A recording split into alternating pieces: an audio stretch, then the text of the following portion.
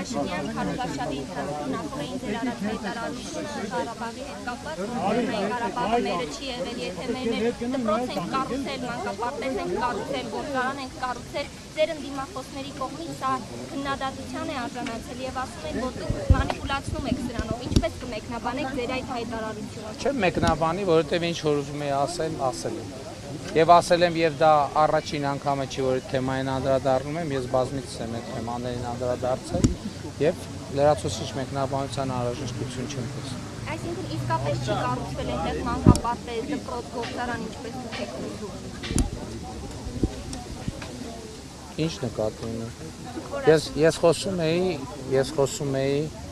Կորնիձորում, խոսում էի տարածքների մասին, Ղարաբաղի շրջակա տարածքների մասին եւ այո չի կառուցվել։ Ինչ որ անունով չկառուցվել է, դե ֆակտո չի եղել եւ ինչ որ Ղարաբաղում կառուցվել է, դա ընդամենը չկառուցածի հաշիվ է, իհարկե, միանշանակ եւ աներկդոտ։